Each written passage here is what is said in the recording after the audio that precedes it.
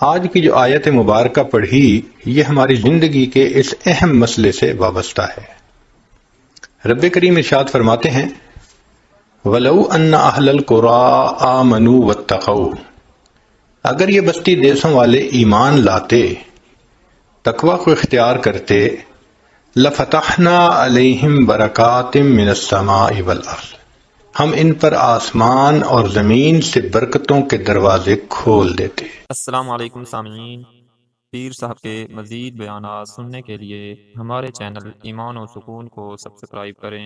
آج کے دور میں اکثر دوستوں سے یہ سنو گے کہ میں بہت پریشان ہوں۔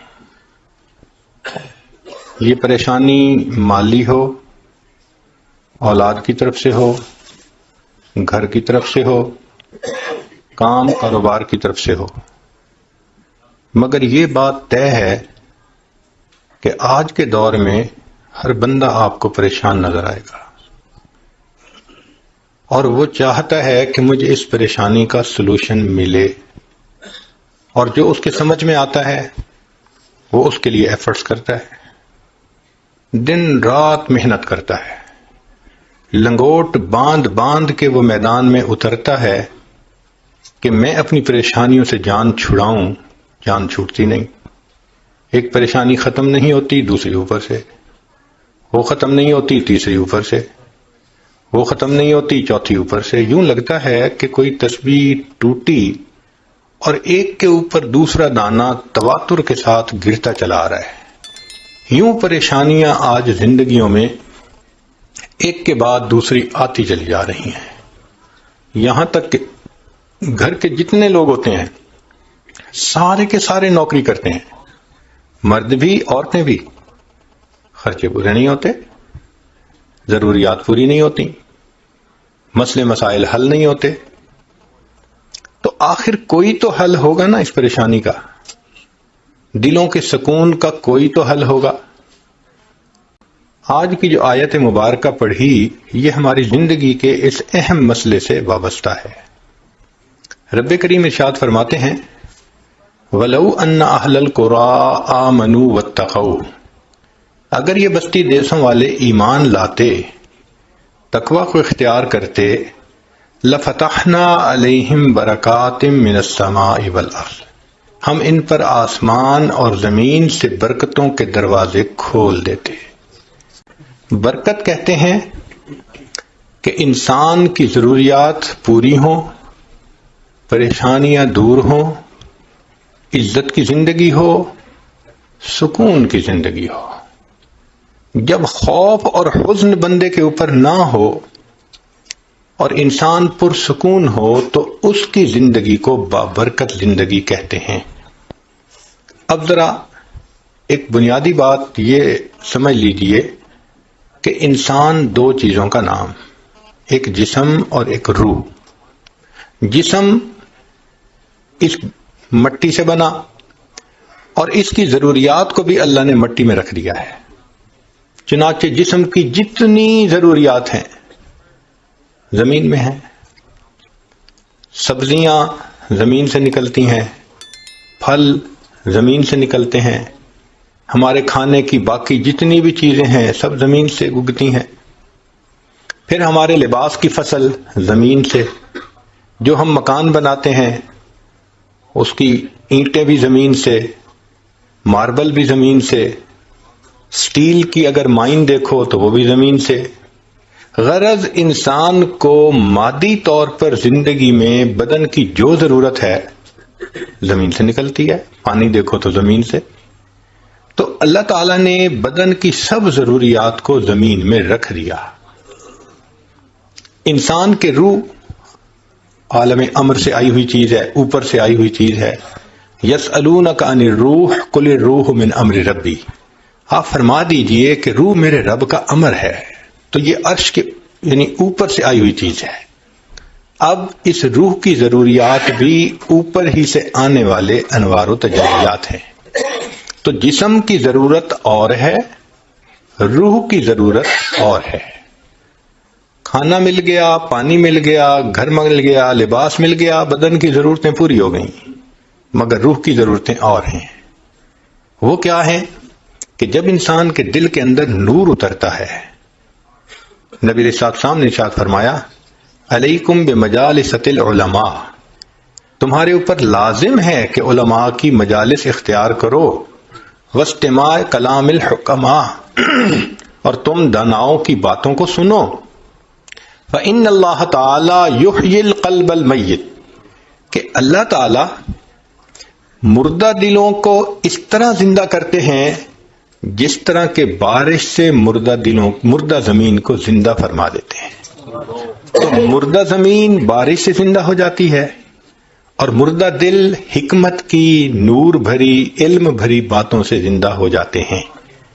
تو اس کا مطلب یہ ہوا کہ روح کی غذا نور ہے جو اللہ رب العزت کی طرف سے اترتا ہے۔ اب آج جسم کو اگر غذا نہ ملے تو جسم کمزور، بیمار، اٹھنا مشکل، کوئی وزن اٹھانا مشکل، اس لیے کہ بدن بیمار جو ہے۔ اسی طرح روح کو غذا نہ ملے تو روح کے لیے اعمال کرنے مشکل، نماز پڑھنی مشکل، تلاوت مشکل، تہجد میں اٹھنا مشکل، نظر کا حفاظت مشکل، سچ بولنا مشکل، سارے نیک اعمال مشکل ہو جاتے ہیں۔ اور یہ تو ہم تجربہ کرتے ہی ہیں۔ ہم چاہتے ہیں کہ نظر کی حفاظت کریں، نہیں کر پاتے۔ ہم چاہتے ہیں کہ کسی کو ہرٹ نہ کریں، پھر کر بیٹھتے ہیں۔ ہم چاہتے ہیں غصہ نہ آئے، پھر آ جاتا ہے۔ اس کا مطلب یہ کہ روح کمزور ہے، وہ یہ اعمال کرنے سے قاصر ہے۔ اس لیے اللہ تعالیٰ نے فرمایا نماز کے بارے میں وَإِنَّهَا لَكَبِيرَةٌ إِلَّا عَلَى الْخَاشِعِينَ، یہ نماز بھاری ہے سوائے ان لوگوں کے جن کے دلوں میں خشوع ہوتا ہے۔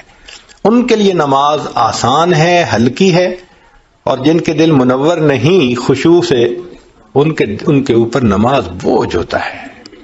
الارم لگا کے سوتے ہیں، بج کے الارم تھک جاتا ہے، آنکھ نہیں کھلتی، کہتے ہیں جی فجر قضا ہو جاتی ہے، کیا کریں جی نماز کے لیے فرصت ہی نہیں ملتی۔ اور بسا اوقات تو ایسا کہ نماز تو پڑھ لی، دعا مانگنے کی توفیق نہیں ہوتی۔ آپ ذرا غور کریں کہ کئی مرتبہ آپ یا بعض لوگ آدھے منٹ کی دعا، 1 منٹ کی دعا، بس دعا کے لیے ہاتھ اٹھائے اور چند سیکنڈ کے بعد ہاتھ منہ پہ پھیر کے چلے گئے، دعا مانگنے کو دل نہیں کرتا۔ ہمارے پاس ایک صاحب آئے، کہنے لگے جی میں کیا کروں، پچھلے 16 سال سے مجھے دعا مانگنے کو جی نہیں کرتا۔ اب بتائیں فَإِنَّهَا مِنْ أَعْظَمِ الْمَصَائِبِ، یہ تو بڑی مصیبت ہے کہ بندے کا دل ہی نہ کرے دعا مانگنے کو۔ تو یہ پریشانیاں ہماری کیسے ختم ہوں؟ آج ہر بندہ اسی سوچ میں لگا ہوا ہے، اور آج کا عنوان یہی ہے کہ ہماری پریشانیوں کا حل کیا ہے۔ اللہ تعالیٰ فرماتے ہیں اگر یہ بستی دیسوں والے ایمان لاتے، تقوی کو اختیار کرتے، ہم ان کو آسمان اور زمین سے برکتوں کے دروازوں کو کھول دیتے۔ یہ برکت کا لفظ آپ کو انگریزی کی ڈکشنری میں نہیں ملے گا، اس لیے کہ اس کا تعلق فقط ایمان والوں کے ساتھ ہے، مومن کے ساتھ ہے۔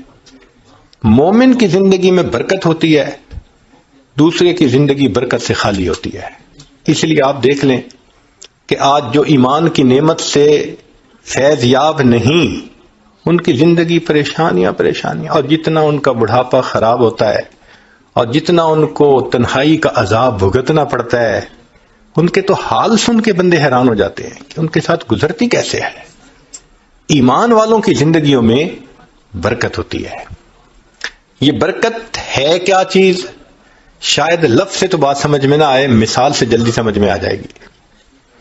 آپ نے دیکھا ہوگا کہ یہ جو کتیا ہے یہ کبھی 4 بچے دیتی ہے، کبھی 5، کبھی 6، کبھی 7 بچے، 9 بچے بھی ایک کتیا کے ہوتے ہیں، یعنی اتنی کثیر اولاد ہوتی ہے۔ اور اللہ نے اس لیے اس کے تھن بھی زیادہ بنائے ہیں کہ اتنے بچے دودھ پی سکتے ہیں ایک وقت میں۔ اور ایک ہے بکری، آپ نے دیکھا ہوگا کہ بکری کے اندر یا تو ایک بچہ یا 2 بچے، 2 سے زیادہ تو بہت ہی کم ہوتا ہوگا، ورنہ روٹین یہی ہے کہ بکری کا یا ایک بچہ یا 2 بچے۔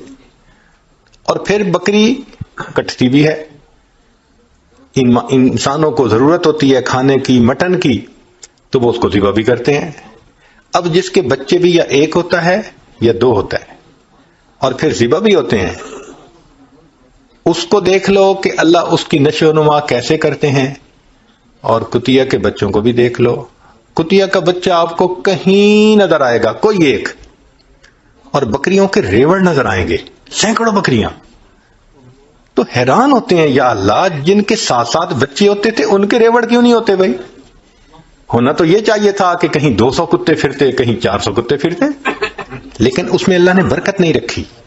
حدیث مبارکہ میں ہے، نبی علیہ السلام نے فرمایا بکری پالو، اللہ نے بکری پالنے میں برکت رکھ دیا ہے. اب بکری میں برکت ایسی ہے کہ چاہے ایک بچہ ہو یا 2 بچے ہوں، اور چاہے ایمان والے ہزاروں بکریوں کو روزانہ ذبح کرتے رہیں، ریوڑ اگر نظر آئیں گے تو آپ کو بکریوں کے ہی نظر آئیں گے. یہ کیا چیز ہے؟ یہ برکت ہے جو اللہ نے رکھ دی ہے. تو ہم کماتے تو بہت ہیں، باپ بھی کما رہا ہے، بیٹا بھی کما رہا ہے، بیٹی بھی کما رہی ہے، بیوی بھی کما رہی ہے، سب کما رہے ہیں. برکت نہیں ہے مال میں، اس لیے مسئلے حل نہیں ہوتے. ایک ضرورت پوری ہوتی ہے تو دوسری اوپر سے، وہ پوری ہوتی ہے تو تیسری اوپر سے، مسئلوں پہ مسئلے چلتے چلے جاتے ہیں. تو آج ہماری زندگی میں برکت کی کمی ہے. اور یہ برکت کیوں کم ہے؟ ہمارے گناہوں کی وجہ سے کم ہے. ہماری زندگیوں میں تقوی نہیں، خدا خوفی نہیں، گناہوں سے ہم بچتے نہیں، جس وجہ سے برکت ہماری زندگیوں سے نکل گئی ہے. اب جب برکت نکل گئی تو سکون کہاں سے ملے؟ دل کا اطمینان کہاں سے ملے؟ ذرا سنیے کہ برکت جب زندگی میں ہوتی ہے تو اللہ رب العزت کیسے مہربانی کا معاملہ فرما دیتے ہیں. ہمارے اکابر کو اللہ نے علم میں برکت عطا فرمائی تھی، لہذا ایک ایک بزرگ کے پاس اتنا علم ہوتا تھا کہ انسان ان کے علم پہ حیران ہوتا ہے. امام بخاری رحمۃ اللہ علیہ فرماتے ہیں کہ میں نے 6 لاکھ حدیثوں میں سے بخاری شریف کی احادیث کو اکٹھا کیا، اور 1 لاکھ حدیثیں مجھے صحیح یاد تھیں اور 2 لاکھ حدیثیں غیر صحیح یاد تھیں. 3 لاکھ حدیثوں کا یاد ہونا، یا اللہ! اللہ نے علم دیکھو کیا دیا تھا. امام اعظم حنیفہ رحمۃ اللہ علیہ کا علم دیکھیے کہ اللہ رب العزت نے ان کو کیا علم دیا تھا کہ وہ جو بات ہوتی تھی اس کے تہ تک پہنچ جاتے تھے، اور ہر بات کی سند قرآن اور حدیث سے نکالتے تھے. تو اللہ رب العزت نے ان کو علم کا سمندر بنا دیا تھا. چنانچہ ایک مرتبہ امام اعظم رحمۃ اللہ علیہ بیٹھے ہوئے تھے، ایک بوڑھا آیا اور آ کے پوچھتا ہے کہ لا ولا نہیں، واو او واوین. بوڑھے نے کہا آ کے واو او واوین، تو امام صاحب نے فرما دیا واوین. وہ چلا گیا اور جاتے ہوئے کہہ گیا لا ولا. اب امام صاحب کے تقریباً 40 شاگرد تھے جو مشورت میں شامل ہوتے تھے، اور وہ سب بڑے بڑے فقہا، بڑے بڑے محدثین تھے. امام ابو یوسف رحمۃ اللہ علیہ کثیر الحدیث عالم تھے، ان کا لقب تھا المنصف فی الحدیث. امام محمد رحمۃ اللہ علیہ بڑے فقیہ تھے. امام ظفر رحمۃ اللہ علیہ وہ ماشاءاللہ اپنے فن کے امام تھے. ایسے ایسے بزرگ، داؤد طائی رحمۃ اللہ علیہ تقوی کے پہاڑ تھے، اور یہ سب امام حنیفہ رحمۃ اللہ علیہ کے شاگردوں میں سے تھے. سوچتے رہے کہ پوچھنے والے نے کیا پوچھا اور امام صاحب نے کیا بتایا. پورا دن سوچتے رہے، کچھ سمجھ نہیں آیا. شام کو کہنے لگے حضرت ہمیں بتائیں اس بوڑھے نے کیا کہا، آپ نے کیا جواب دیا. آپ نے فرمایا بھئی اس نے مجھ سے ایک مسئلہ پوچھا تھا. حضرت یہ کون سا مسئلہ ہے واو او واوین؟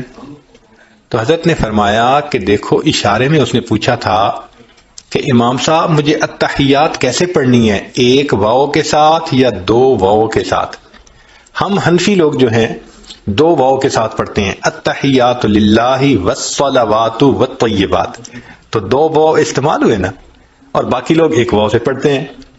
تو مجھ سے اس نے مسئلہ پوچھا واو او واوین کہ التحیات میں مجھے 1 واو سے پڑھنی ہے عبارت یا 2 واو سے؟ تو میں نے جواب دے دیا واوین، بھائی 2 واو سے پڑھنی ہے. تو وہ مطمئن ہو گیا. حضرت مطمئن تو ہو گیا، لیکن جاتے ہوئے لا ولا کہہ گیا، یہ کیا تھا؟ فرمانے لگے وہ مجھے دعا دے گیا.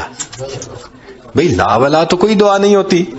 فرمانے لگے وہ دعا یہ دے گیا، ابو حنیفہ اللہ تیرے علم کو اس طرح دنیا میں پھیلائے کہ لا شرقیت ولا غربیہ، یعنی حرف سے معلوم کر لیا کہ یہ قرآن مجید کی کس آیت کے تحت مجھے دعا دے کے جا رہا ہے۔ اللہ نے ایسا علم عطا کر دیا تھا، تو ان کے علم میں اللہ نے برکت رکھ دی تھی۔ اسی طرح وقت میں برکت ہوتی ہے تو تھوڑے وقت میں زیادہ کام ہو جاتے ہیں۔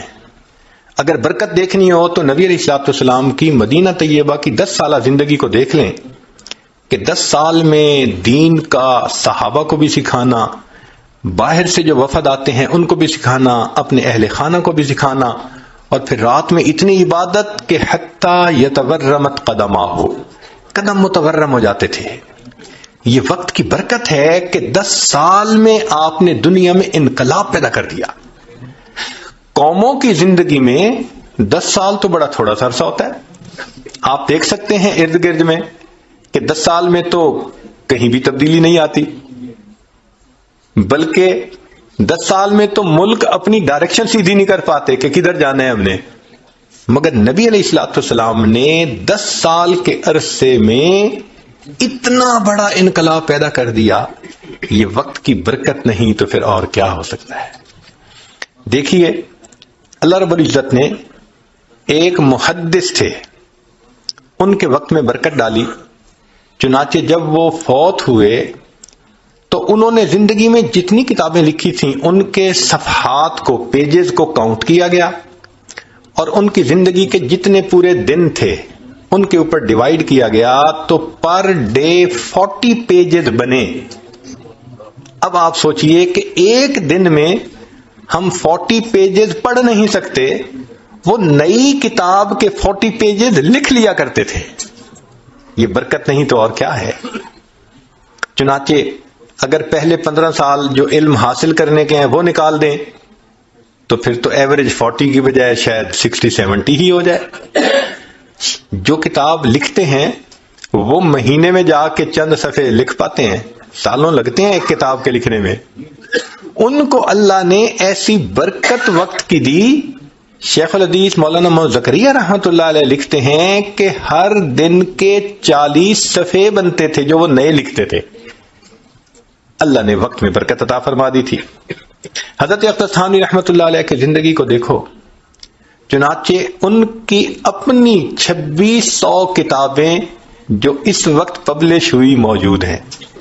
یا اللہ، 2600 کتابیں لکھ دینا۔ علم میں بھی کام کیا، تصوف و سلوک میں بھی کام کیا، لوگوں کی اصلاح کے لیے بھی ان کو وقت دیتے تھے، تفسیر بھی لکھی، حدیث پہ بھی لکھا، فقہ پہ بھی لکھا۔ سبحان اللہ، اللہ کی شان۔ اس کو کیا کہتے ہیں؟ تھوڑے وقت میں زیادہ کام کا کر لینا، اس کو برکت کہتے ہیں۔ تو اللہ رب العزت نے ان کو برکت عطا فرمائی تھی۔ تو دیکھیے، علم میں بھی برکت، وقت میں بھی برکت، اور پھر قوت حافظہ میں بھی برکت۔ ایسی قوت حافظہ، ایک بات پڑھ لی 20-20 سال نہیں بھولتی تھی، 25-25 سال نہیں بھولتی تھی۔ سبحان اللہ۔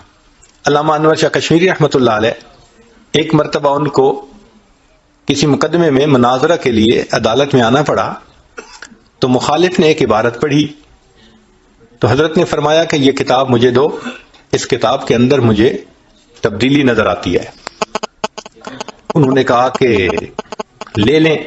حضرت نے کتاب دیکھی، فرمایا کہ اس کتاب میں تو عبارت یہ ہے، مگر یہ تھوڑا کٹ کر کے چھاپی گئی ہے، لہذا میں اپنی کتاب منگواتا ہوں۔ جب اوریجنل نسخہ منگایا اور اس کو پڑھا گیا تو عبارت کا مفہوم بالکل ہی کچھ اور تھا۔ انہوں نے درمیان میں ایک سطر کو ختم کر کے اس طرح کتاب کو پرنٹ کیا کہ مطلب کچھ اور بن جاتا تھا۔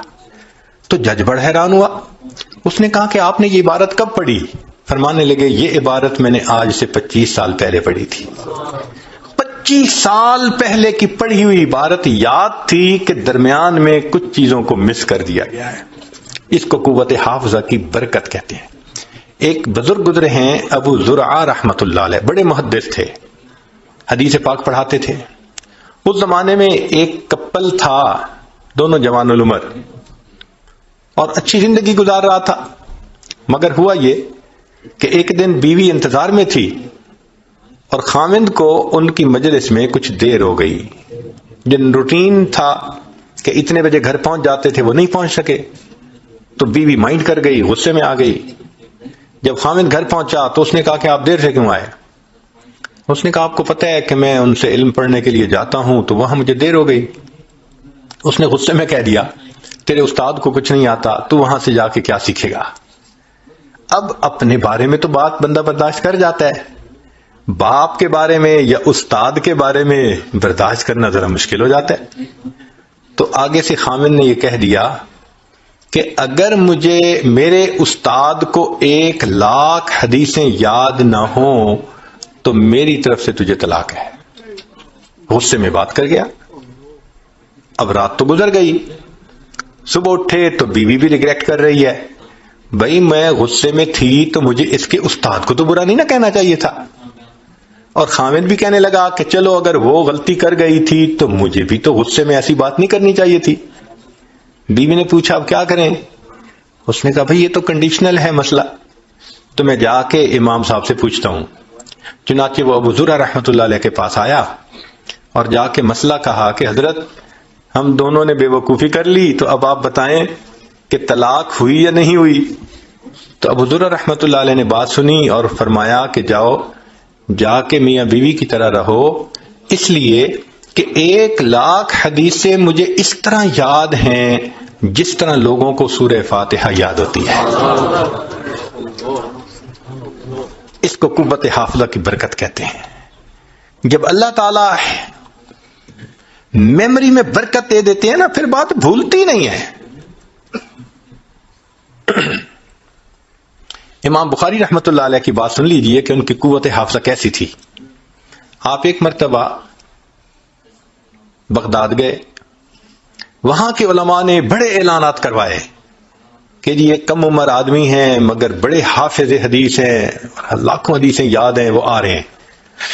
اور انہوں نے شایان شان استقبال بھی کیا، اور استقبال کرنے کے بعد انہوں نے ایک مجلس رکھی۔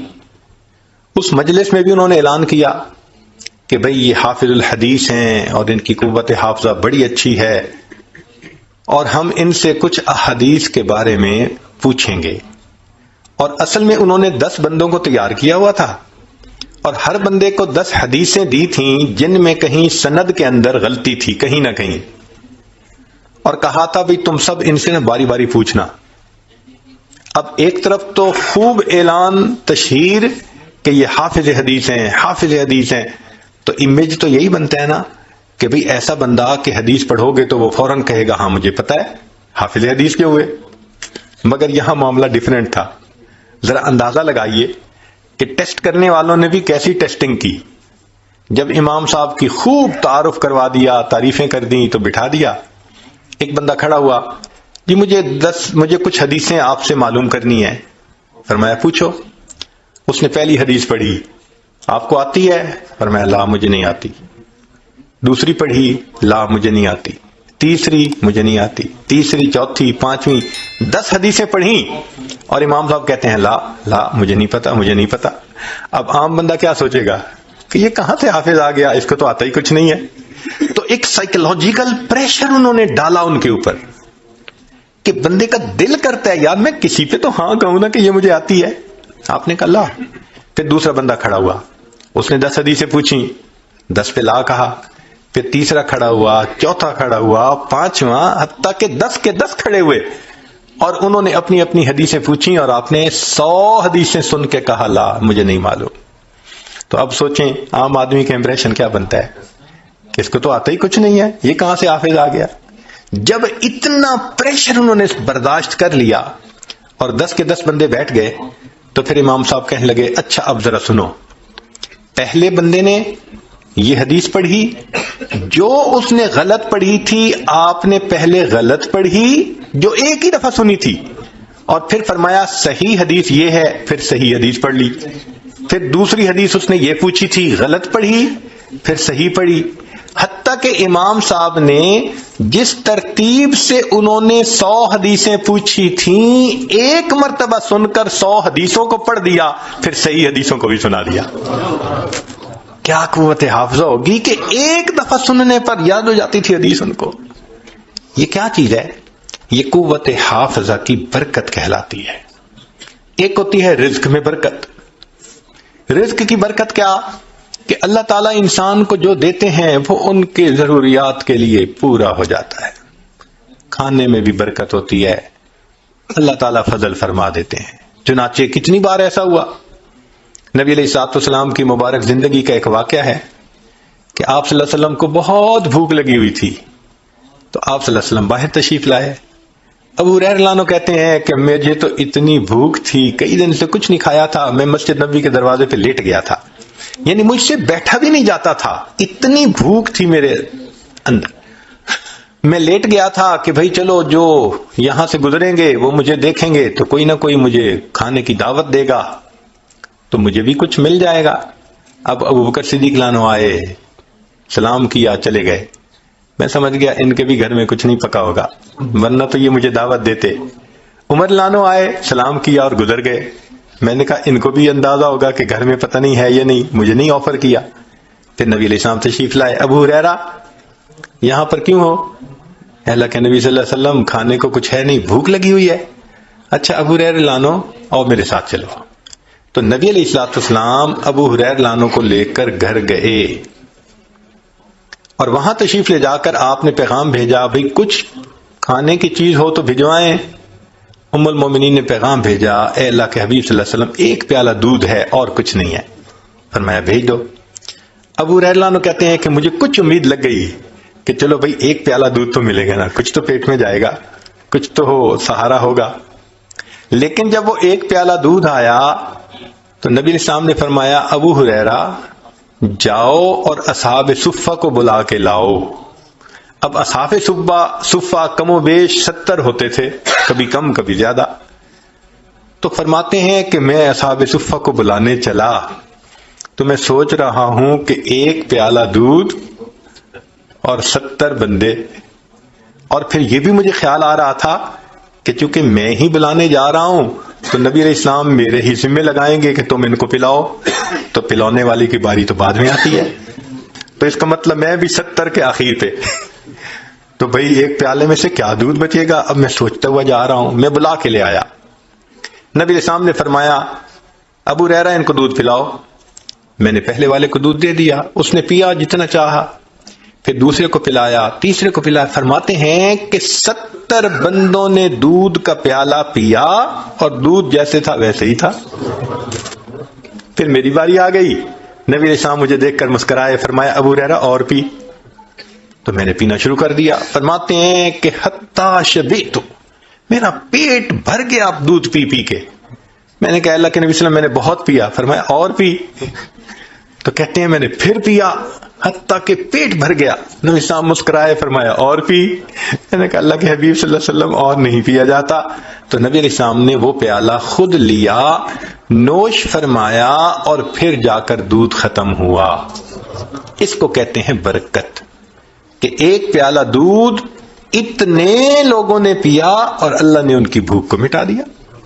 جابر رضی اللہ تعالیٰ عنہ میدان احد میں آئے،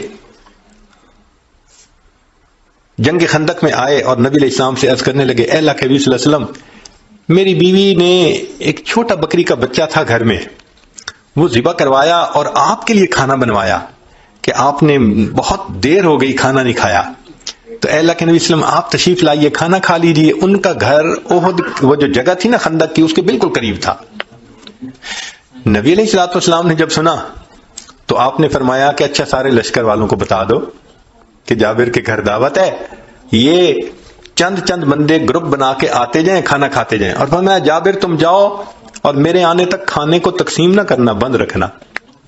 جابر اللہ عنہ گھر آئے، او اللہ کی بندی، میں نے تو نبی علیہ السلام کو دعوت دی اور اللہ کے حبیب صلی اللہ علیہ وسلم نے سب کا اعلان کروا دیا کہ جابر کے گھر دعوت ہے، اور یہ تو بکری کا چھوٹا سا بچہ۔ عورت بڑی سمجھدار تھی، اس نے کہا کہ مجھے یہ بتاؤ کہ آپ نے سب کو انوائٹ کیا ہے یا اللہ کے حبیب صلی اللہ علیہ وسلم نے سب کو انوائٹ کیا ہے؟ انہوں نے کہا میں نے نہیں کیا، میں نے تو صرف نبی علیہ السلام کو کیا تھا۔ اس نے کہا اگر اللہ کے حبیب صلی اللہ علیہ وسلم نے کیا ہے تو ہمیں گھبرانے کی کیا ضرورت ہے؟ نبی علیہ السلام تشریف لائے، پھر آپ صلی اللہ علیہ وسلم کھانا تقسیم کرنے کی جگہ پر خود بیٹھ گئے اور آپ تقسیم فرماتے رہے۔ صحابہ 10 آدمی چند آدمی مل کے آتے رہے, کھانا کھا کے جاتے رہے, پورے لشکر نے کھانا کھایا اور بکری کا بچہ اس کا سالن پورے لشکر کو پورا آ گیا. اس کو کہتے ہیں رزق میں برکت. اللہ تعالیٰ برکت دے دیتے ہیں. چنانچہ ایسی برکت ہو جاتی ہے مال میں کہ الحمدللہ بندے کا مال ضرورتوں کے لیے پورا ہو جاتا ہے, ضرورتوں کے لیے پورا ہو جاتا ہے. ایسی اللہ تعالیٰ برکت عطا فرما دیتے. ایک مرتبہ ایک خاتون آئی اور بات کرنے کے لیے پردے کے پیچھے جو بیٹھی تو اس نے رونا شروع کر دیا. میں نے کہا بھی صحیح کہ بھئی آپ کیوں رو رہی ہیں, مگر اتنی پریشان تھی کہ رونا شروع کر دیا. تو جب اس نے رونا شروع کر دیا تو ہم نے بھی پھر تھوڑی دیر اس کو رونے دیا کہ بھئی ذرا سنبھلے گی تو بات کریں گے تاکہ بات سنیں. خیر تھوڑی دیر کے بعد وہ سنبھلی تو میں نے پوچھا آپ کیوں رو رہی ہیں؟ کہنے لگی میں بہت پریشان ہوں. کیوں پریشان ہے؟ کہنے لگی کہ میرا خاوند بہت بڑا انڈسٹریلسٹ ہے, کئی درجن کمپنیوں کا مالک ہے, اور میرا فرسٹ کزن بھی ہے اور مجھ سے بہت زیادہ محبت کرتا ہے.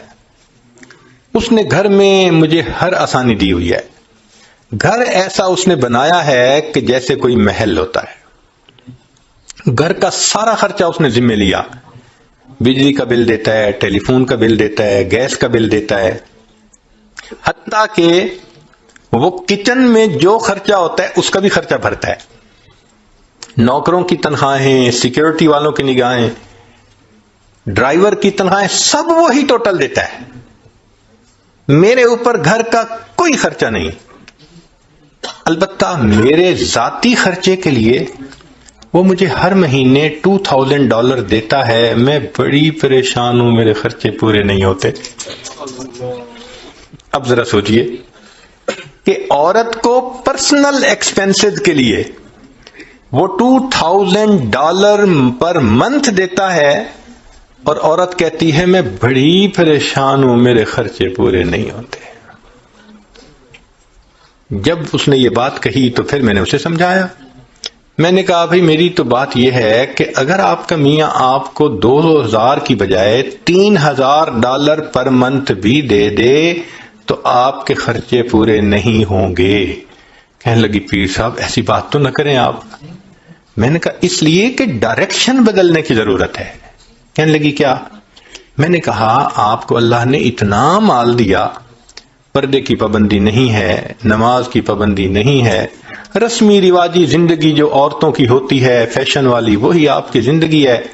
تو جب دین ہی زندگی میں نہیں ہوگا تو برکت ہی نہیں ہوگی. تو جب مال میں برکت نہیں تو $5000 بھی مہینے کے دے دے, آپ کے خرچے تو ختم نہیں ہونے والے. کہنے لگی پھر میں کیا کروں؟ میں نے کہا کہ آپ اپنی زندگی کی ترتیب کو بدلیں. جس ترتیب پر انسان کی زندگی میں برکتیں آتی ہیں اس کو اپنائیں. پردے کا خیال کریں, نمازیں پڑھیں, یہ کریں وہ کریں جو شریعت نے کہا. خیر بات اس کے سمجھ میں آ گئی. کہنے لگے جی ٹھیک ہے, آپ مجھے توبہ کے کلمات پڑھا دیں, میں آج سے زندگی بدلنے کی نیت کرتی ہوں.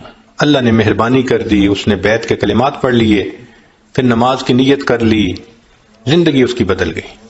اللہ کی شان, کوئی کچھ مہینے بعد یا 1 سال بعد وہ عورت دوبارہ آئی اور اتنی خوش, حضرت میں بس اپنے حالات بتانے آئی ہوں اور آپ کا شکریہ بھی ادا کرنے آئی ہوں کہ اب میں شریعت کے مطابق زندگی گزارتی ہوں.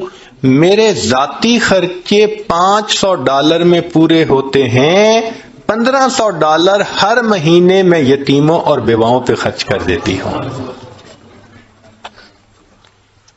جب مال میں برکت ہوتی ہے نا تو تھوڑا مال زیادہ ضرورتوں کو پورا کر دیتا ہے. ایک شخص آیا جنید بغدادی رحمۃ اللہ علیہ کے پاس, حضرت حج پہ جانا ہے, پیسے نہیں. تو حضرت نے جیب میں ہاتھ ڈالا, 54 نکالی اور دے دی, لو بھائی خرچے کے لیے 54 لے لو. اب وہ نکلا حج کے سفر پہ. جیسے ہی بستی سے باہر نکلا تو ایک قافلہ جا رہا تھا. سلام کیا, پوچھا کہاں جا رہے ہیں؟ انہوں نے کہا بھائی ہم حج پہ جا رہے ہیں. انہوں نے پوچھا تم کہاں؟ کہنے لگا ارادہ تو میرا بھی حج کا ہے. ان کا یار ایک بندے نے ہمارے ساتھ حج پہ جانا تھا, کوئی آخری لمحے پہ کام پڑ گیا اور وہ نہیں گیا, تو ایک جگہ خالی ہے اونٹ پہ, اگر تم بیٹھنا چاہو تو آ جاؤ. یہ ان کے ساتھ ہو گیا. اب قافلے والوں نے کھانا بھی کھلایا, مہمان نوازی بھی کی, اور اس کو وہاں پہنچا کے حج بھی کروا دیا. واپس آنا چاہا, یہ اس جگہ گیا جہاں اونٹ کرائے پہ ملتے تھے سفر کے لیے, تو دیکھا ایک اور قافلہ ہے. تعارف ہوا کہاں جاتے ہو؟ اس نے کہا کہ میں نے تو فلاں ملک شہر میں جانا ہے. ان کا ہم نے بھی اسی سے تھوڑا سا آگے جانا ہے.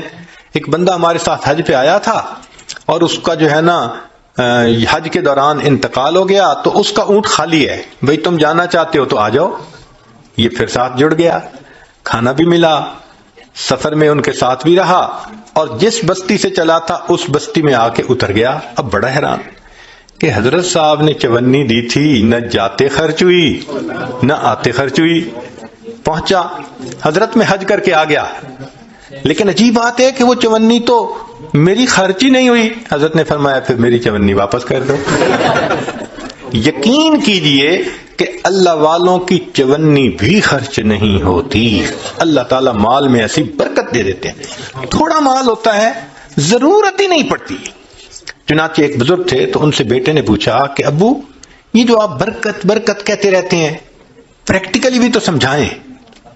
انہوں نے اپنے بچے کو لیا اور گھر میں ایک پمپ موٹر لگا ہوا تھا, اس کے پاس لے گئے اور دکھایا, بیٹے دیکھو, ہاں گیزر لگا ہوا تھا, تمہاری عمر ہے اس وقت 29 سال, اور میں نے تمہاری پیدائش سے پہلے گیزر لگوایا تھا. 29 سال میں اس گیزر کو مینٹین کرنے کی ضرورت ہی نہیں پڑی. اس کو مال میں برکت کہتے ہیں. اور ہم دیکھیں تو شاید 29 سال میں ہمارے 5 گیزر ختم ہو جاتے. مجھے ایک آدمی ملا, کہنے لگا جی میرے گھر میں ایک موٹر لگی ہوئی ہے, 35 سال سے وہ چل رہی ہے, مجھے کبھی اس کی مینٹیننس کی ضرورت پیش نہیں آئی.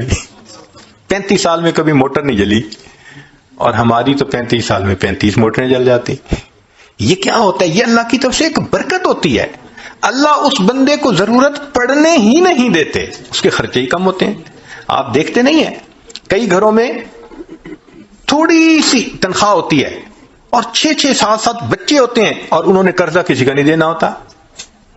کیوں؟ کہ کبھی ڈاکٹر کے پاس جانے کی ضرورت ہی نہیں. اور کئی لوگ ایسے ہیں کہ ماشاءاللہ ہیں بھی کروڑوں پتی, اور اگر پوچھیں تو قرضے بھی کروڑوں کے ان کے سر کے اوپر ہیں. تو برکت ایک الگ چیز ہے. ہمیں ایک مرتبہ رشیا کی ایک ریاست میں جانے کا موقع ملا, تو صاحب خانہ نے بکری ذبح کی اور اس کو انہوں نے بھون کے سامنے رکھ دیا. بھونی ہوئی بکری جو ہوتی ہے ماشاءاللہ آپ کو پتہ ہی ہے, چربی بھی ساتھ ہو تو عجیب ہوتی ہے. خیر جب کھانے کا وقت آیا تو ہم نے دیکھا کہ جن برتنوں میں انہوں نے وہ رکھا ہوا تھا نا گوشت, وہ نیچے چربی پگھلی ہوئی تھی اور چربی ساتھ بھی لگی ہوئی تھی. تو ہم تو جی اس میں سے کھانے لگے, بڑا دیکھ کے یہاں چربی نہیں, بڑا بچ کے سنبھل کے تھوڑا سا لیا کہ بھائی زیادہ کولیسٹرول نہ ہمارا اندر چلا جائے. ہمارے پاس ایک وہاں کے مقامی بڑے میاں آ کر بیٹھ گئے, اور اللہ کی شان کہ انہوں نے آ کے کھانی ہی چربی شروع کر دی. وہ بڑے میاں, ان کی بھویں بھی سفید, اور ماشاءاللہ وہ چربی اٹھا رہے ہیں اور چربی کھا رہے ہیں, چربی اٹھا رہے ہیں. اب 4-5 منٹ تو برداشت کیا, لیکن 4-5 منٹ کے بعد برداشت کرنا مشکل. ایک بندہ کھا ہی چربی رہا ہے, اور لطف کی بات کہ پھر انہوں نے چمچ پکڑی اور چمچ بھری اس میں وہ جو پگھلی ہوئی چربی تھی اور پینی بھی شروع کر دی. یا اللہ, اٹ بیکیم ٹو مچ. تو میں نے ان کی طرف دیکھا اور میں نے بڑے میاں سے تعارف کیا. میں نے کہا کہ بڑے میاں آپ ٹھیک ہیں, خیریت سے ہیں؟ انہوں نے کہا میں ٹھیک ہوں, خیریت سے ہوں. میں نے کہا آپ کی صحت ٹھیک ہے؟ کہنے لگے کہ میری عمر اس وقت تقریباً 82 سال ہو چکی ہے. میں نے اپنی پوری زندگی میں کوئی میڈیسن کی گولی اپنے منہ میں نہیں ڈالی. اس کو کہتے ہیں صحت کی برکت. کہ 82 سال عمر ہو جائے اور بندہ 82 سال میں ایک ٹیبلٹ بھی کبھی منہ میں نہ ڈالے. کہتے ہیں کبھی میں ڈاکٹر کے پاس گیا ہی نہیں, پوری زندگی نہیں گیا. یہ صحت کی برکت کہلاتی ہے. ہمارے حضرت مرشد عالم رحمت اللہ علیہ 90 سال کی عمر میں ان کی وفات ہوئی. آخری عمر کے دنوں میں حضرت جب خط پڑھتے تھے تو اینک اتار کے پڑھتے تھے، اس لیے کہ قریب کی نظر ٹھیک تھی، دور کے لیے اینک ساتھ لگایا کرتے تھے. اور دور تو 40 سال کے بعد ایجنگ افیکٹ ہوتا ہی ہے. وہ تو ہر آپٹیشین کہے گا کہ 40 سال کے بعد ایجنگ افیکٹ کی وجہ سے دور کی نظر تو لگانی پڑتی ہے. قریب کی نظر 90 سال میں اتنی تیز کہ خط جو ہے وہ اینک اتار کر پڑھا کرتے تھے. سنوائی اتنی تیز تھی سماعت کہ کمرے کے کونے میں کوئی وسپر کرتا تھا تو حضرت سن لیا کرتے تھے. اور اللہ کی شان کہ 90 سال کی عمر میں تمام دانت حضرت کے بالکل ٹھیک تھے. ایک مرتبہ کھانا آیا تو میں نرم سی روٹی نہ ڈھونڈ کے حضرت کے آگے رکھنے لگا. پوچھنے لگے کیا ڈھونڈ رہے ہو؟ میں نے کہا حضرت میں کوئی نرم سی روٹی آپ کے لیے ڈھونڈ رہا ہوں. فرمایا میرے دانتوں کو کیا ہوا ہے؟ دو مجھے کوئی کڑک روٹی. 90 سال کی عمر میں کڑک روٹی کھائی. اللہ کی شان. اور ایسی قوت اللہ نے دی تھی کہ ایک مرتبہ اس عاجز کے کندھے پہ دوسرا ہاتھ رکھا تو ماشاءاللہ لمبا قد تھا اور صحت تھی اور جسم تھا. تو جیسے کندھے پہ ہاتھ رکھا تو میں تھوڑا سا نیچے ہوا. فرمایا کیا چوزے بنے پھرتے ہو؟ ہم واقعی اپنی جوانی میں ان کے سامنے چوزے تھے. اللہ نے ایسی صحت دی تھی. اچھا آخری عمر میں شوگر کی بیماری ہو گئی تھی. اب آپ کو پتہ ہے کہ جو شوگر کا مریض ہوتا ہے اس کو تو ہر 2-4 گھنٹے کے بعد یورینیشن کی ضرورت پڑتی ہے، لیکن نہیں. میرا اپنا واقعہ ہے جو خود ان کے ساتھ اپنی آنکھوں سے دیکھا اور آج مسجد میں باوضو نیریٹ کر رہا ہوں. رمضان شریف میں حضرت مری میں تھے اور وہاں پر جو مقامی امام تھے انہوں نے قاری حضرات بلائے ہوئے تھے. ایک رات وہاں قرات کی بڑی عجیب محفل ہوتی ہے، چن چن کے قراء کو وہ بلاتے ہیں. حضرت نے مغرب کے بعد کھانا کھایا اور وضو فرمایا، اور وضو کرنے کے بعد مجھے فرمانے لگے کہ بھائی جلدی جانا ہے تاکہ پہلی صف میں جگہ مل سکے، تو جلدی عشاء کے لیے جانا ہے. تو حضرت پہلے ہی آ کے بیٹھ گئے، حالانکہ ابھی آدھا گھنٹہ نماز میں رہتا تھا. عشاء پڑھی، پھر عشاء کے بعد تراویح ہوئی، پھر تراویح پڑھنے کے بعد قرات شروع ہوئی. تو میرا خیال تھا شاید تراویح پڑھنے کے بعد حضرت جائیں گے وضو تازہ کریں گے. تو میں نے ذرا 1-2 دفعہ چہرے کی طرف دیکھا کہ جانے کی نیت نظر آتی ہے، مگر نہیں، وہ تو پرسکون بیٹھے تھے. میں خاموش ہو گیا. اب قرات شروع ہوئی. ایک قاری نے قرآن پڑھا، اور ہمارے حضرت تو قرآن کے عاشق تھے. وہ تو جب کوئی قرآن پڑھتا تھا حضرت تازہ دم ہو جاتے تھے. حضرت نے ان قراء کا قرآن سنا. اتنا پڑھنے والوں نے قرآن پڑھا کہ سحری کا وقت ختم ہونے میں 1 گھنٹہ باقی رہ گیا. تو اعلان ہوا مسجد میں کہ بھئی سب لوگوں کے لیے اجتماعی سحری کا بندوبست مسجد میں کیا گیا ہے. اب 1 گھنٹہ رہ گیا، آپ لوگ اٹھیں اور اپنی سحری کھا لیں.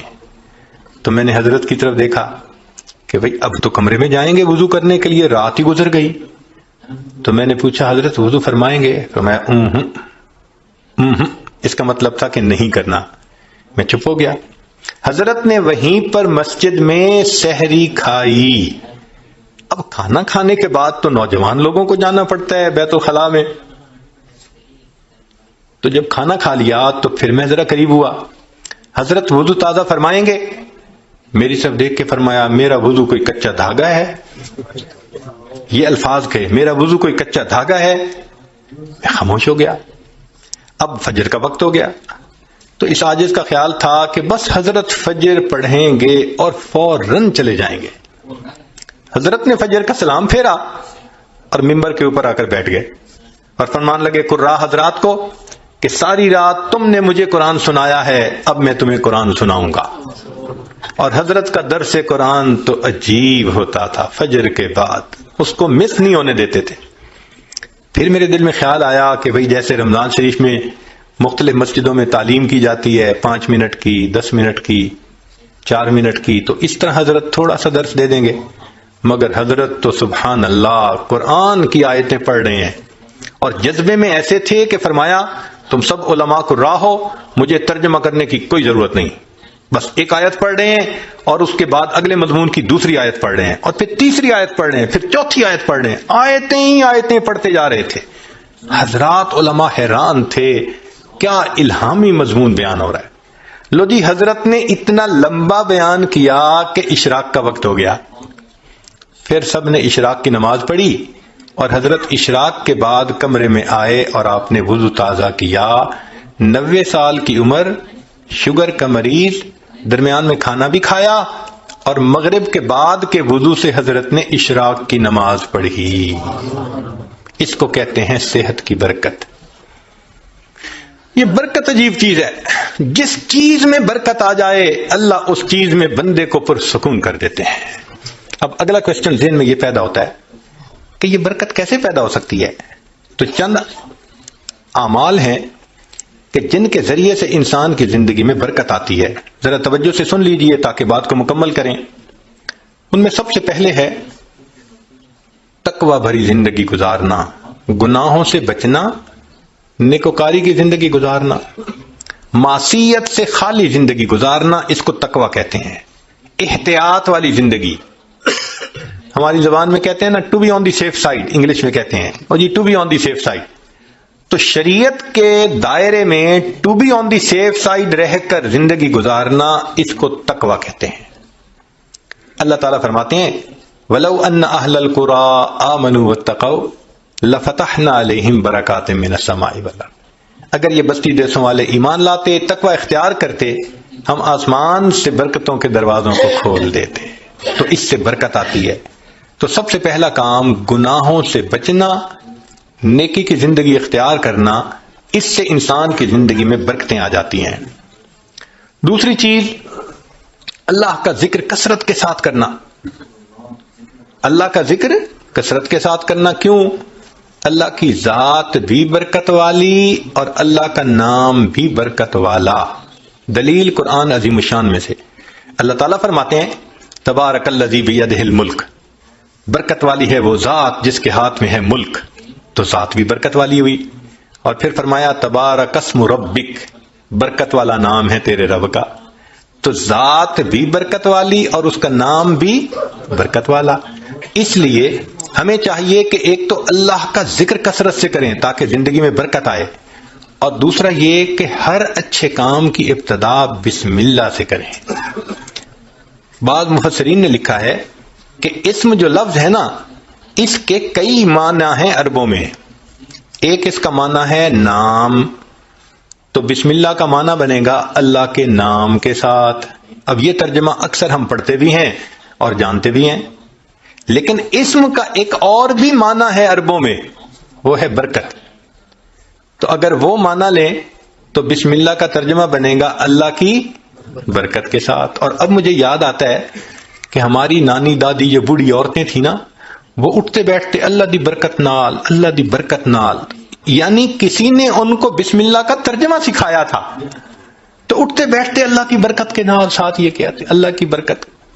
تو بسم اللہ کو کثرت سے پڑھنا، گاڑی کا دروازہ کھولیں تو بسم اللہ پڑھ کے، چابی لگائیں تو بسم اللہ پڑھ کے، سٹارٹ کریں بسم اللہ پڑھ کے، کوئی بھی اچھا کام بسم اللہ پڑھتے رہیں۔ جس کام پر بسم اللہ پڑھیں گے اللہ اس کام میں برکتیں داخل کر دیں گے۔ ایک حدیث پاک میں ہے کہ میرا نام برکت والا ہے، اور جس کام میں میرے نام کو پڑھا جائے گا میں اس کام میں برکتوں کو شامل فرما دوں گا۔ تو بسم اللہ ہم اپنی زندگیوں میں نہیں پڑھتے زیادہ۔ آپ غور کریں، ہماری کوتاہی ہے کہ ہم اس کی برکت سے فائدہ نہیں۔ ہمیں نہ تعویذوں والوں کے پیچھے بھاگنا پڑے گا، نہ عملیات والوں کے پیچھے بھاگنا پڑے گا، نہ کسی اور کے پیچھے جانا پڑے گا۔ ایک بسم اللہ کی اپنی زندگی میں کثرت شروع کر دیں، اللہ تعالی ہر چیز میں برکتیں عطا فرما دیں گے۔ آپ اس کو تجربہ کر کے دیکھیے، سبحان اللہ، کیا برکتوں کا سمندر ہمارے پاس ہے اور ہم ادھر ادھر بھاگے پھر رہے ہوتے ہیں۔ یہ تو ایسا ہی ہوا کہ انسان دریا کے کنارے ہو اور پیاسا مر رہا ہو۔ تو ایک تقوی سے برکت آتی ہے، اور دوسری اللہ کے ذکر سے، اللہ کے نام سے، بسم اللہ کو مختلف اوقات میں کاموں سے پہلے پڑھنے سے انسان کے عملوں میں، کاموں میں برکت آ جاتی ہے۔ اور تیسری چیز کہ انسان کی دعا، اس سے بھی زندگی میں برکت آ جاتی ہے۔ دعا سے برکت؟ جی، خود دعا کریں، ماں باپ سے دعا کروائیں، پیر استاد سے دعا کروائیں، دعائیں لیں، دیکھیں برکتیں کیسے آتی ہیں۔ ایک ہوتا ہے دعا کروانا اور ایک ہوتا ہے دعا لینا، ان میں فرق ہے۔ آج ہم سب لوگ دعائیں کرواتے پھرتے ہیں، اور دعائیں لینا یہ ہوتا ہے کہ انسان اتنا اچھا بنے، نیک بنے کہ اس کا چہرہ دیکھ کے ماں باپ کے دل سے دعا نکلے، پیر استاد کے دل سے دعا نکلے، دوست کے دل سے دعا نکلے، یہ ہوتا ہے دعائیں لینا۔ بیوی بچوں کے دل سے دعا نکلے، کیا ہم ایسے ہیں کہ ہمیں دیکھ کے کسی کے دل سے دعا نکلے؟ ہوک تو نکلتی ہوگی جو ہم ستاتے ہیں بیوی کو یا ستاتے ہیں بچوں کو یا اپنے ساتھیوں کو، تو ہمیں دیکھ کے لوگوں کے دل سے ہوک تو نکلتی ہوگی کہ اس نے ہمارے ساتھ کتنا برا کیا۔ کاش کہ ہم دعائیں لینے والے بنتے ہیں، دعا سے برکت۔ ذرا سنیے، ابو ہریرہ رضی اللہ عنہ نبی علیہ السلام کی خدمت میں حاضر ہوئے، اے اللہ کے حبیب صلی اللہ علیہ وسلم، میں باتیں آپ کی سنتا ہوں بھول جاتا ہوں۔ تو نبی علیہ السلام نے دعا دی، ایسی دعا ملی کہ فرماتے ہیں اس کے بعد میں بات سنتا تھا، مجھے بات بھولتی ہی نہیں تھی۔ انس رضی اللہ عنہ نے نبی علیہ السلام کی خدمت کی 10 سال۔ نبی علیہ السلام نے ایک مرتبہ دعا دے دی، اے اللہ اس کے رزق میں، عمر میں، اولاد میں برکت عطا فرما دے۔ فرماتے ہیں اللہ نے میرے رزق میں اتنی برکت دی کہ لوگوں کے پھلوں کا باغ تھا تو سال میں 1 مرتبہ پھل دیتا تھا، اور میرا پھلوں کا باغ سال میں 2 مرتبہ پھل دیتا تھا۔ اور فرماتے ہیں کہ اتنی میری آمدنی تھی کہ میں لکڑی کاٹنے والے کلہاڑے سے سونے کی ڈلیوں کو توڑا کرتا تھا۔ ذرا غور کیجئے، لکڑی کاٹنے والے کلہاڑے سے سونے کی ڈلی کو توڑا، تو وہ ڈلی کتنی ہوتی ہوگی؟ تولوں میں تو نہیں نہ ہوگی، تو کلوز میں ہی لگتا ہے ہوگی، کہ جو لکڑی کاٹنے والے کلہاڑے سے توڑتے تھے۔ اتنا سونا اللہ نے دیا، مال اتنا دیا، برکت اللہ نے۔ فرماتے ہیں کہ اولاد میں اللہ نے اتنی برکت دی کہ 100 سے زیادہ پوتے پوتیاں نواسے نواسیاں میں نے اپنی آنکھوں سے دیکھے۔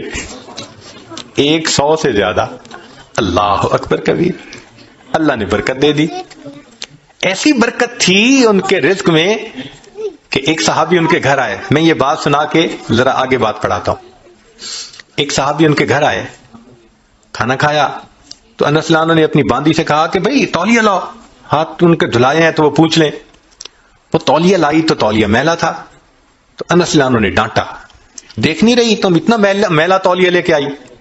وہ کہنے لگی بس تھوڑی دیر، جیسے ہم کہتے ہیں نا ویٹ اے منٹ، اس نے بھی کہا جی ویٹ اے منٹ، میں آتی ہوں۔ اور وہ سیدھا گئی اور آگ جل رہی تھی، اس نے جا کے تولیہ اندر ڈال دیا۔ اب مہمان حیران ہے کہ تولیہ آگ میں ڈال دیا۔ تھوڑی دیر کے بعد اس نے تولیہ نکال دیا، صاف شفاف تولیہ، اور وہ لے کے آئی اور کہ پلیز پلیز ہاتھ آپ اپنے جو ہے نا اس سے صاف کر لیں۔ وہ کہتے ہیں گرم گرم تولیے، صاف ستھرا، میں نے اس سے ہاتھ تو خشک کر لیے۔ میں نے انس رضی اللہ عنہ کی طرف دیکھا تو پوچھا یہ کیا معاملہ ہے؟ تو انس رضی اللہ عنہ مسکرائے، کہنے لگے اصل میں میرے پاس ایک مرتبہ اللہ کے حبیب صلی اللہ علیہ وسلم تشریف لائے تھے، میں نے آپ کو کھانا کھلایا تھا اور ان کو ہاتھ خشک کرنے کے لیے تولیہ دیا تھا۔ جب سے اس تولیے کو میرے آقا صلی اللہ علیہ وسلم نے چھوا ہے، آگ اس کو اب جلانے سے باز آ گئی ہے۔ یہ میلا ہو جاتا ہے، ہم تنور میں ڈالتے ہیں، آگ میل کچیل کھا لیتی ہے، صاف تولیہ ہم باہر نکال لیتے ہیں۔ تو بھائی انہوں نے خدمت کی، اللہ کے حبیب صلی اللہ علیہ وسلم نے دعا دی۔ آپ بھی ماں باپ کی خدمت کر کے دعائیں لیں، بیوی بچوں کے ساتھ اچھا سلوک کریں، دعائیں لیں، دوست احباب سے دعائیں لیں، تو دعائیں لیں، پھر دیکھیں برکتیں کیسی آتی ہیں۔ تو دعا سے بھی انسان کی زندگی میں برکت آتی ہے۔ چنانچہ حضرت اختر ثانوی رحمۃ اللہ علیہ نے لکھا ہے کہ ایک ماں باپ تھے، ان کے 3 بیٹے تھے۔ تو جب جائیداد تقسیم ہونے کا وقت آیا تو ایک بھائی جو سب سے چھوٹا تھا نا، وہ کہنے لگا کہ بھائی تم دونوں ساری زمین پیسہ لے لو، والدین کی خدمت مجھے دے دو۔ وہ بڑے خوش ہو گئے کہ چلو بھائی ساری جائیداد ہم مل گئی اور یہ کرے خدمت۔ اس نے خدمت کی۔ اب اس کے والد اس کو ایک نصیحت کیا کرتے تھے کہ بیٹا بس جس چیز میں برکت نہ ہو وہ نہ لینا، ہمیشہ وہ چیز لینا جو برکت والی ہو. بہت کہتے رہتے. تو اس بچے کا مائنڈ سیٹ ہو گیا تھا کہ میں نے ہمیشہ برکت والی کوئی چیز لینی. ماں باپ فوت ہو گئے. اس نے ایک دن خواب میں دیکھا, کہنے والے نے کہا بھائی تم جو ہے نا وہ فلاں جگہ جاؤ تو پتھر کے نیچے 50 دینار پڑے ہوئے ہیں, لے لو. تو چونکہ مائنڈ سیٹ تھا برکت والا, تو اس نے پوچھا ان 50 میں برکت ہوگی؟ انہوں نے کہا نہیں برکت نہیں ہے. انہوں نے کہا مجھے نہیں چاہیے. صبح اٹھا, بیوی کو خواب سنایا, تو بیوی ماشاءاللہ پھر بیوی ہوتی ہے, کہنے لگی لے لو جا کے. اس نے کہا بھائی برکت نہیں, میں نہیں لوں گا. اس نے کہا نہ لینا, ذرا جا کے دیکھ تو لو نا پڑے بھی ہیں یا نہیں. اس نے کہا دیکھنے بھی نہیں ہے. خیر بات چلی گئی. اب کچھ دنوں بعد پھر اس نے خواب دیکھا. کہنے والے نے کہا بھائی فلاں جگہ 10 دینار رہ گئے ہیں, وہ لے لو جا کے. اس نے کہا برکت ہوگی؟ اس نے کہا برکت نہیں ہوگی. اس نے کہا مجھے نہیں چاہیے. صبح اٹھ کے بیوی کو خواب سنایا. اس نے کہا دیکھا آپ نے 40 کا نقصان کر دیا نا, پہلے لے لیتے تو 50 ملتے. میں تو اب بھی کہتی ہوں میرا مشورہ تو یہی ہے کہ جاؤ 10 ہی لے لو. اس نے کہا بھائی برکت والے نہیں, مجھے نہیں چاہیے. 10 بھی گئے. پھر کافی دنوں کے بعد خواب آیا, کسی نے کہا بھائی 1 دینار رہ گیا ہے, جاؤ اور فلاں جگہ سے لے لو. اس نے کہا برکت والا ہوگا؟ اس نے کہا ہاں برکت والا ہوگا. وہ صبح اٹھا, بیوی کو سنایا اور جا کے برکت والا دینار لے لیا. جب گھر لا رہا تھا تو اس کے دل میں خیال آیا بھائی بڑا عرصہ گزرا, کبھی کوئی اچھی ڈش نہیں بنی اور مزے کا کھانا نہیں کھایا, آج اللہ نے یہ 1 دینار دے دیا ہے تو چلو کچھ لے جاؤں. تو وہ گیا, مچھلی بک رہی تھی بڑی ساری, اس نے لے لی. مچھلی لے کے گھر آیا, بیوی کو کہا کہ دیکھو بھائی وہ دینار مل گیا تھا, میں نے اس میں سے کچھ خرچ کر کے یہ مچھلی لے لی کہ تم آج پکاؤ, کھانا تو اچھا کھائے نا آج. اس نے کہا بہت اچھا. اب وہ جب مچھلی کو تیار کرنے لگی تو جب کاٹا تو اس کے پیٹ میں ایک ہیرا تھا, ڈائمنڈ تھا. اب اس نے اس کو نکالا تو چمکتا ہوا ڈائمنڈ. اس نے کہا میں تو جیولر کے پاس لے کے جاؤں گا. جیولر کے پاس لے کے گیا تو وہ دیکھ کے کہنے لگا تمہیں یہ ملا کہاں سے؟ اس نے کہا بھائی مجھے تو مچھلی کے پیٹ سے ملا. اس نے اس کو تولا, وہ اتنے کیرٹ کا ڈائمنڈ تھا کہ جب اس نے اس کی پیمنٹ کی تو اس بندے کے ساری زندگی کے خرچے سے وہ قیمت زیادہ تھی. ایک ہی مرتبہ اللہ نے پوری زندگی خرچہ دے دیا. اس کو کہتے ہیں برکت. ہمیں اصل میں کسی نے سکھایا ہی نہیں شروع سے کہ یہ بھی ایک مانگنے والی چیز ہوتی ہے. ہم اللہ سے یہ تو کہتے ہیں کہ ابھی 1000 پاؤنڈ ہے تو اللہ مجھے 2000 پاؤنڈ دے دے, 3000 دے دے. یہ تو کبھی نہ مانگا, اللہ جو آپ نے دیا ہے اس میں برکت دے دیجئے, اسی میں برکت مل جائے. یقین سے عرض کرتا ہوں ہماری پریشانیاں آج ختم ہو جائیں. ہمیں کم نہیں دیا اللہ نے, لیکن ان میں چونکہ برکت نہیں, مسئلے حل نہیں ہوتے. تو اللہ سے برکت مانگیے. تو وہ برکت ملتی ہے تقوی سے, وہ برکت ملتی ہے بسم اللہ کے پڑھنے سے, اللہ کا ذکر کرنے سے, دعا سے, ماں باپ کی دعائیں لینے سے, اور وہ برکت ملتی ہے قرآن مجید کی تلاوت کرنے سے. دلیل حدیث پاک سے نبی علیہ السلام نے فرمایا تبرک بالقرآن فإنہ کلام اللہ. تم قرآن سے برکت حاصل کرو, یہ اللہ کا کلام ہے. اب آپ بتائیے کہ ہمارے گھروں میں کتنے لوگ ہیں جو باقاعدگی سے روزانہ گھر میں تلاوت کرتے ہیں. ہفتوں گزر جاتے ہیں, مہینوں گزر جاتے ہیں. عام بندوں تو کیا بات کرنی, نمازی بندے تلاوت نہیں ہوتی. تو جب گھر میں نماز کی قرآن کی تلاوت ہی نہیں ہوتی تو برکت کہاں سے آئے گی بھائی؟ تو اس کی روزانہ گھر میں تلاوت, بھلے سورہ یاسین پڑھ لیں, سورہ الرحمن پڑھ لیں, آخری 10 سورتیں پڑھ لیں, مگر بس آج ایک کمٹمنٹ کر لیں دل میں, ہمارے گھر میں ڈیلی قرآن مجید کی تلاوت لازمی ہے. جس طرح گھر میں کھانا روز پکتا ہے نا, اسی طرح یہ روحانی کھانا بھی روز پکنا چاہیے, روز قرآن کی تلاوت ہونی چاہیے. تو قرآن مجید کی تلاوت سے برکت ہے. بیوی بھی پڑھے, بچے بھی پڑھیں, میاں بھی پڑھے, دیکھو برکتیں کیسے آتی ہیں. اور آخری چیز کہ فرمایا کہ حج اور عمرہ کرنے سے زندگی میں برکت آتی ہے. اللہ تعالیٰ اپنے گھر کے بارے میں فرماتے ہیں مبارکن ہدی للعالمین. تو مبارکن کا کیا مطلب ہوتا ہے؟ برکت والا گھر ہے. اسی لیے نبی علیہ السلام کی خدمت میں اگر کوئی رزق کی تنگی کا کہتا تھا نا, تو نبی علیہ السلام فرماتے تھے جاؤ حج یا عمرہ کر کے آؤ, اور ایک حدیث پاک میں ہے بار بار حج یا عمرہ کرنا انسان کے رزق کی تنگی کو ختم کروا دیتا ہے. تو ظاہرہ تو لگتا ہے کہ اس کے اوپر 1000 پاؤنڈ لگیں گے، مگر اخلاص کے ساتھ اگر کرے تو یہ نہیں پتہ چلتا کہ بھئی 10 کے بدلے اللہ تعالی 10,000 واپس دے دیں گے. تو ان اعمال سے برکت بڑھتی ہے. ہم ان اعمال کو اپنائیں تاکہ اللہ رب العزت ہمیں برکتیں عطا فرمائیں. اب آخری بات کہ کچھ اعمال سے تو برکت بڑھتی ہے اور کچھ اعمال سے برکت گھٹتی بھی ہے، وہ بھی پتہ ہونا چاہیے. یہ نہ ہو کہ وہ عمل کرتے پھریں جو برکت ختم کر دیتے ہیں. تو برکت گھٹتی کس سے ہے؟ نمبر 1 بدنیتی سے گھٹتی ہے. جو بدنیت انسان ہوگا نا اس کی زندگی میں برکت نہیں ہوگی، برکت نہیں ہوگی اس کی زندگی میں. کئی ہوتے ہیں نا نیت کے کھوٹے، برا سوچنا، نیگیٹو تھنکنگ، بیوی کے بارے میں بھی نیگیٹو تھنکنگ، ماں باپ کے بارے میں بھی، دوستوں کے بارے میں بھی، دفتر میں کام کرتے ہیں وہاں نیگیٹو تھنکنگ. جو نیگیٹو تھنکنگ والا بندہ ہوگا نا اس کی زندگی میں کبھی برکت نہیں ہوگی. اللہ اکبر کبیرہ. ایک شعر یاد آ رہا ہے پنجابی کا، آپ حضرات کو ٹائم ہے کہ نہیں؟ یہ آج آپ حضرات کو وہ شعر سناتے ہیں، اس کا ترجمہ بھی ساتھ کر دے گا. ہمارے یہاں ایک بزرگ گزرے ہیں سلطان العارفین باہو سلطان رحمت اللہ علیہ، ان کے پنجابی کا کلام بہت معروف ہے. فرماتے ہیں یہ ناتیاں دھوتیاں رب ملدا تے ملدا کمبیاں مچھیاں نو. اگر نہانے دھونے سے خدا ملتا تو مچھلیوں کو اور کچھووں کو خدا مل جاتا، ہر وقت ہی نہاتے دھوتے رہتے ہیں. یہ سر منایاں رب ملدا تے ملدا بھیڑاں سسیاں نو. اگر سر منڈانے سے رب ملتا تو ایک بھیڑ کی قسم ہے، سر پہ بال نہیں ہوتے باقی پورے جسم پہ ہوتے ہیں، تو اس کا تو سر ویسے ہی منڈا ہوا ہوتا ہے، اس کو خدا مل جاتا. یہ ذکر کیتے ہیں رب ملدا تے ملدا کال کڑیچیاں نو. ایک پرندہ ہوتا ہے کالا سا، وہ شام کو لٹک جاتا ہے کہیں اور ساری رات آواز نکالتا رہتا ہے، تو کہتے ہیں وہ تو ساری رات ذکر کرتا ہے، اس کو خدا مل جاتا. یہ جتیاں ستیاں رب ملدا تے ملدا دانداں کھسیاں نو. پاک دامنی سے خدا ملتا تو جو خسی بیل ہوتا ہے وہ تو مادہ کی طرف آنکھ اٹھا کے بھی نہیں دیکھتا، اس کو بھی خدا مل جاتا. تو یہ باتیں کر کے فرماتے ہیں یہ ناتیاں دھوتے ہیں رب ملدا تے ملدا کمبیاں مچھیاں نو. یہ سر منایا رب ملدا تے ملدا بھیڑاں سسیاں نو.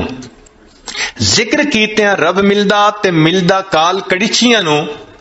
اور جتیاں ستیاں رب ملدا تے ملدا دانداں کھسیاں نو. اور آخر پر فرماتے ہیں رب ملدا تے ملدا نیتاں اچھیاں نو. اللہ اگر ملتا ہے تو اللہ اچھی نیت والوں کو ملا کرتا. تو بھائی نیت اچھی ہوگی تو زندگی میں برکت ہوگی، اور نیت بری ہوگی تو زندگی میں بے برکتی ہوگی. کتنے لوگ ہیں شرکت کا کام کرتے ہیں اور اپنے شریک کا پیسہ ہتھیانے کی نیت کی ہوئی ہوتی ہے، داؤ لگا رہے ہوتے ہیں. کتنے کاروبار والے ہیں کسٹمر کو داؤ لگانے کی نیت کرتے ہیں. تو بھائی نیت ہی اچھی نہیں تو برکت کہاں سے آئے گی؟ تو بدنیتی سے برکت ختم ہو جاتی ہے. مولانا روم رحمت اللہ نے ایک واقعہ لکھا ہے، سن لیجئے ذرا، موقع کے مناسبت سے ہے. ایک بادشاہ تھا، اس نے گرمی کے موسم میں سفر کیا تو بہت تھکا ہوا تھا اور پیاسا تھا. اس کو اتنی پیاس تھی کہ لگتا تھا کہ میری جان چلی جائے گی. تو اس نے ایک انار کا باغ دیکھا، اتر پڑا، باغ کے مالک سے کہا کہ بھائی جاؤ کوئی انار کا جوس پلاؤ. وہ باغ کا مالک گیا اور جا کے ایک گلاس بڑا بھر کے لایا انار کے جوس کا. اس نے پیا، اتنا ٹیسٹی، اتنا مزیدار کہ بس مزہ آ گیا. اب جب اس نے پیا تو اس نے پھر مالک کو کہا کہ بھئی ایک گلاس اور لے آؤ، مگر ساتھ ہی دل میں خیال گیا کہ یار یہ باغ تو میرے پاس ہونا چاہیے. اب وہ دوسرا گلاس جب لے کے آیا تو اس نے پیا تو جناب اتنا کھٹا کہ پیا نہ جائے.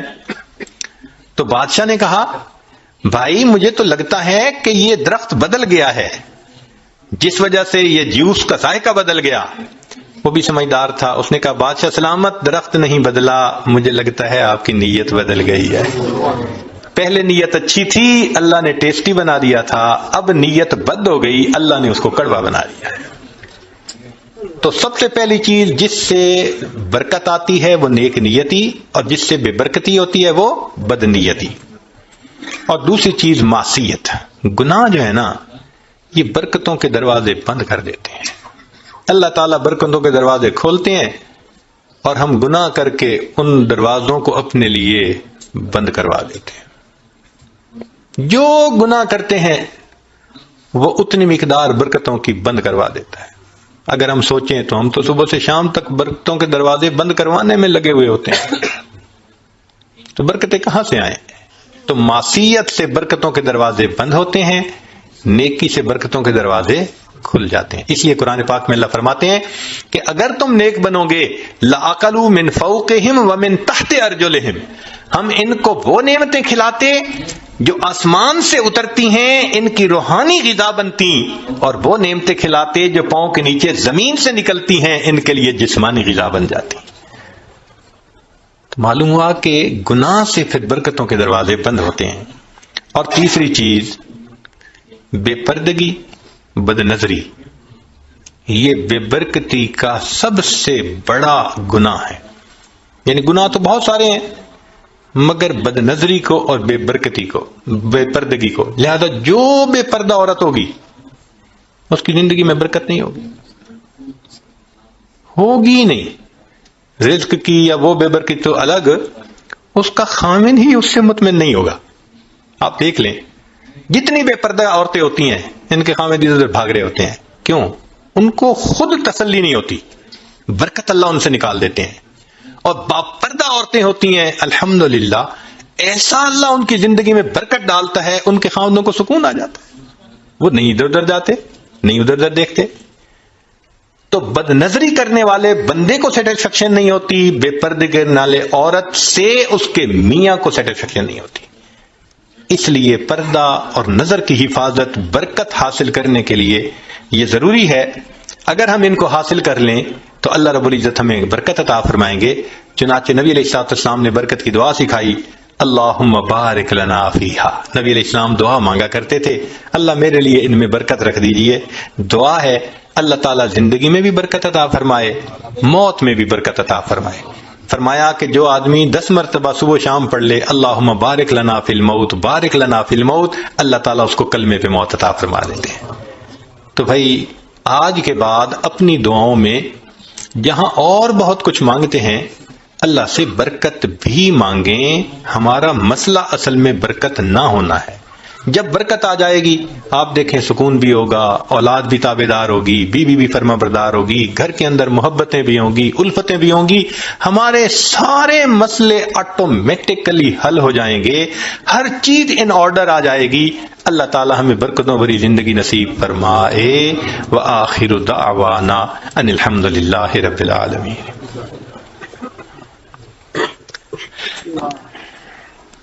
دعا کر لیجئے۔ سبحان ربی العلی الوہاب، اللہم صلی علی سیدنا محمد وعلی آل سیدنا محمد وبارک وسلم۔ اے کریم آقا، ہم آپ کے عاجز مسکین بندے ہیں، ہمارے گناہوں کو معاف فرما، خطاؤں سے درگزر فرما، عیبوں کی پردہ پوشی فرما۔ اللہ ہماری نگاہوں کو پاک فرما، دلوں کو صاف فرما، سینوں کو اپنی محبت سے لبریز فرما، اپنے عشق کی آتش ہمارے سینوں میں پیدا فرما، ہمارے انگ انگ سے اپنے ذکر کو جاری فرما، روئے روئے سے اپنے ذکر کو جاری فرما، ہڈی ہڈی بوٹی بوٹی میں اپنی محبت پیدا فرما۔ اللہ ہمارے حال پر رحمت کی نظر فرما۔ اس سے پہلے کہ لوگ ہمیں کلمہ پڑھائیں ہمیں اپنے اختیار سے کلمہ پڑھنے کی توفیق عطا فرما۔ اس سے پہلے کہ ظاہر کی آنکھیں بند ہو جائیں اللہ من کی آنکھیں کھلنے کی توفیق عطا فرما۔ اس سے پہلے کہ لوگ ہمیں غسل دیں ہمیں غسل توبہ کرنے کی توفیق عطا فرما۔ اس سے پہلے کہ لوگ کفن پہنائیں اللہ ہمیں تقوی کی پوشاک پہننے کی توفیق عطا فرما۔ اور اس سے پہلے کہ ہماری نماز پڑھی جائے اللہ ہمیں نماز کی حضوری نصیب فرما۔ اس سے پہلے کہ قیامت کے دن آپ کے سامنے پیشی ہو اللہ ہمیں اپنی بارگاہ میں قبولیت نصیب فرما۔ زندگی کے آخری حصے کو زندگی کا بہترین حصہ بنا، قیامت کے دن کو زندگی کا سب سے زیادہ خوشیوں بھرا دن بنا۔